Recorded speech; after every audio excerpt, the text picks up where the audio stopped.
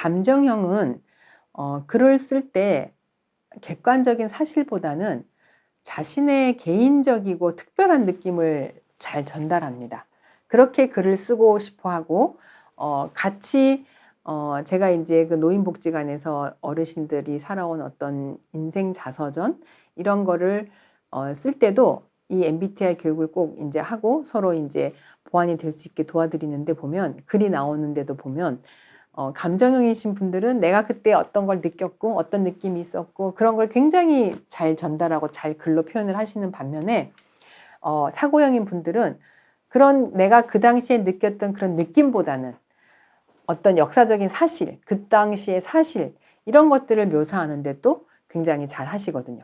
예, 그렇게 글을 쓸 때도 다르게 나타나고요. 그 다음에 이제 감정형인 분들은 감정이 뭔가 판단을 할 때 내가 머리의 이성적인 판단보다는 나의 마음의 감정이 먼저 움직이시는 거기 때문에 감정이 굉장히 풍부하고 내 마음이 뭔가 불쌍하게 느껴지고 동정이 느껴지고 하면 그렇게 그냥 그 사람을 도와주게 되고 하는 거거든요. 그 사람의 상황이, 객관적인 상황이 어떻고 이런 걸 논리적으로 생각하기보다는, 그렇기 때문에 인정이 많다는 말을 많이 듣게 되죠. 그래서 저 사람은 참 인정이 많아서 잘 도와주고 불쌍한 사람을 보고 그냥 못 지나가네, 뭐 이런 얘기를 많이 듣게 돼서 그 4번하고 연결을 지어보면 주위에 불쌍한 사람들이나 친구들이 있으면 마음을 굉장히 아파하고 자기가 꼭 도와주고 싶어 합니다. 그러다 보니까 요즘은 그런 게 없지만 옛날에는 그 보증제도가 있었거든요. 그래서 친구가 막 힘들어서 망해가니까 이제 보증해주고 해서 이제 살려주고 하는 그런 부분에서 본인들이 많이 보증을 서게 되죠. 그러다가 그 친구는 이제 그냥 못 갖고 가게 되면 자기가 그 보증 빚을 다 갚아야 되는 그런 걸 떠안는 경우가 많이 생겼어요. 이런 감정형인 분들이. 예, 그런 게 이제 왜냐면은 주변에 그런 걸 못 도와주면 본인이 마음이 힘들어지니까 이제 어떻게든 도와주고 싶어서 하다 보면 또 그런 잘못된 경우가 생기기도 하고, 그러니까 이제 그런 부분들을 좀 조심할 필요가 있겠죠.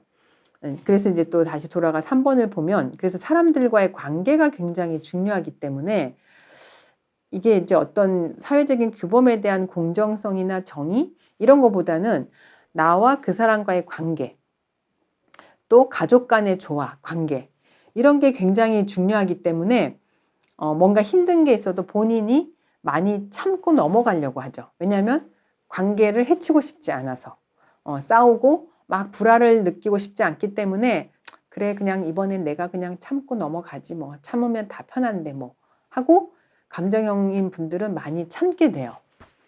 이제 그러다 보면 그게 너무 자꾸 심해지면 이제 병이 생기겠죠. 그래서 이제 이것도 좀 본인이 얘기할 거는 하고 참을 거는 참고 하는 게 이제 필요합니다. 그래서 이제 그 5번에 보면은 어렸을 때 내가 부모님한테 혼이 나거나 아니면 요즘 이제 뭐 배우자랑 다투거나 전후 상황을 이렇게 설명을 해야 되는데 설명하기 전에 눈물부터 먼저 나오는 경우가 많이 있습니다. 감정형들은. 그래서 내가 그랬나 생각을 해보시면 이해가 빨리 되실 것 같아요. 이렇게 보면 자녀를 키울 때도 아이들이 누구랑 싸워서 왜 싸웠니 물어보면 얘가 이렇게 해가지고요, 이렇게 해서요, 내가 그랬는데 얘가 잘못했기 때문에 제가 때렸어요, 이렇게 딱 얘기를 하는 애가 있는가 하면, 엄마 오빠가 때렸는데 얘기를 이제 뭐 설명하기도 전에 막 억울해가지고 막 울기부터 하는 자녀가 또 있죠. 그러면 이제 그런 애는 감정형일 확률이 많겠다 이제 생각하고 관찰해 보시면 되는데, 나도 어렸을 때 그랬나 한번 생각을 해 보시면 좋을 것 같아요.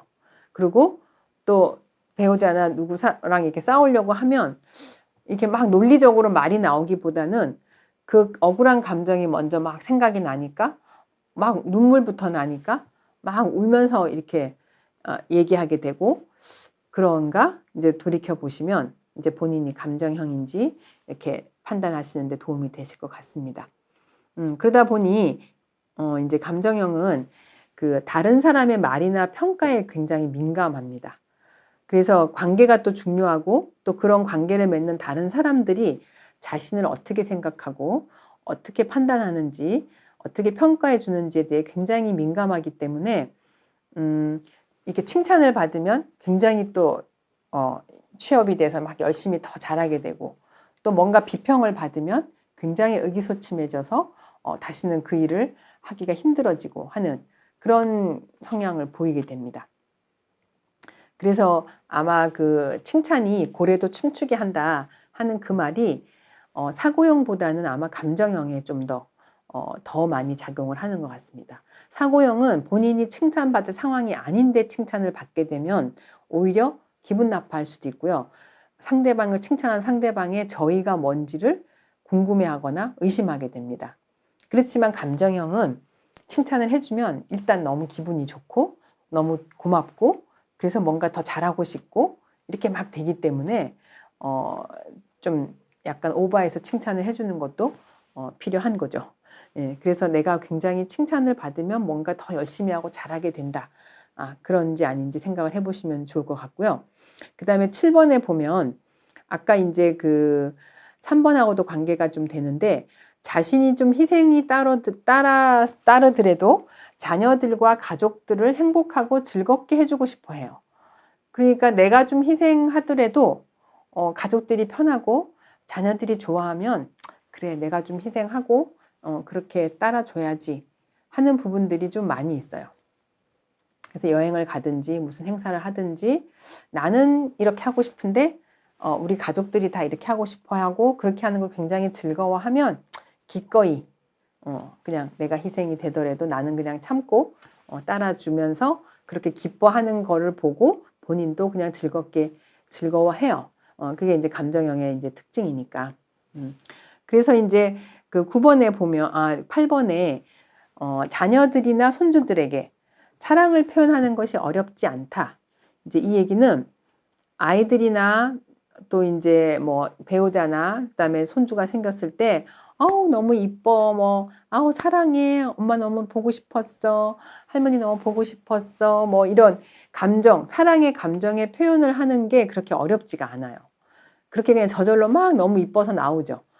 근데 반대로 사고형은 이런 표현을 하는 게 굉장히 힘듭니다. 힘들기 때문에 반면에 또 감정형들은 본인도 잘 하지만 본인도 이런 말을 듣고 싶어 하죠. 그런데 사고형인 경우는 이런 말을 잘 못하기 때문에 잘 안 하죠. 그러다 보면 이제 마음이 없는 건가 이렇게 서로 오해도 하게 되는데 이제 그거는 선호 성향에 따라서 다를 수 있기 때문에 나는 내가 이렇게 표현하는 거에 비해서 사고형은 곱하기 10배가 더 힘든다고 생각하시면 이해가 되실 것 같습니다. 그 다음에 이제 9번에 이것도 이제 앞에 나왔던 얘기랑 그 관계가 되는 얘기들인데 조화로운 관계를 유지하기 위해서 양보를 쉽게 하는 편이다. 그러니까 이제 인간관계가 굉장히 중요하고 조화로운 인간관계를 갖는 게 굉장히 이상적인 목표이기 때문에 그러기 위해서 내가 좀 양보하고 희생하는 거를 그냥 쉽게 그렇게 하는 거죠. 그래서 옆에서 보면 또, 저 사람은 굉장히 양보를 잘하네. 이렇게 볼 수도 있는데, 이제 그거는, 감정형들이 본인의 어떤 조화로운 관계를 유지하기 위해서 그냥 참고 맞추는 거죠. 그런 걸 굉장히 잘하는 편이라고, 감정형 분들은 얘기를 하세요. 그리고 이제 10번에 보면, 자신의 주변 사람들과 조화롭고 협력적인 관계를 만들어내며 다른 사람들이 필요로 하는 것들을 얻을 수 있도록 돕는다. 이제 이 얘기가 다 일맥상통하는 건데 주변 사람들이 조화롭고 협력적으로 관계를 잘 만들어낼 수 있도록 또 그리고 그런 사람들이 필요로 하는 것들을 잘 얻고 잘 발휘해낼 수 있도록 돕는 거를 굉장히 즐거워하고 잘 합니다. 감정형들은.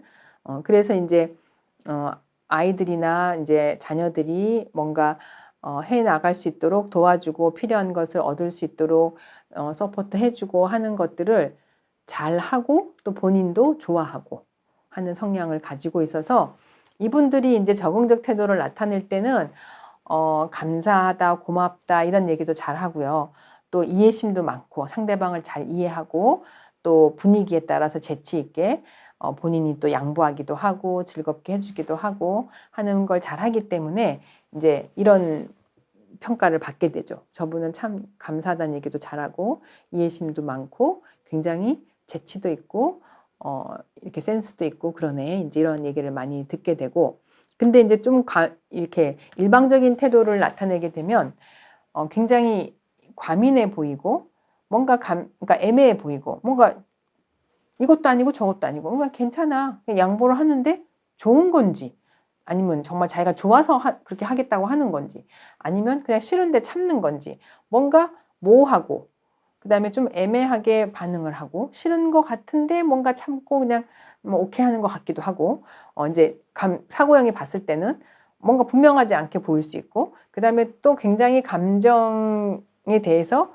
과민하게 민감하게 반응하게 느껴지기도 하고 그거는 이제 본인이 다른 사람의 평가 내는데 감정적으로 민감하게 반응을 한다고 했잖아요. 그러다 보니까 사고형이 봤을 때는 뭔가 뭐 이렇게 자기는 사실을 얘기를 한 건데 거기에 대해서 굉장히 민감하게 반응을 보이고 좀 과민 반응을 보이네 이렇게 볼 수도 있기 때문에 본인이 감정형에 속하는 부분이 많다고 생각이 드시면 내가 좀 적응적인 태도를 보일 수 있게 그리고 사고형들을 이해를 하고 내가 그런 부분에서는 이렇게 대처를 해야 되겠다 하는 이제 생각을 하시면서 또 이제 계속 강좌를 이어나가시고 공부를 하시다 보면 본인의 이제 단점이라든지 그런 부분은 좀 더 많이 이제 융화가 되고 또 장점은 더 많이 살려내시면서 이제 생활을 하실 수 있고 또 학생들도 가르칠 수 있는 그런 분이 되시리라고 생각합니다.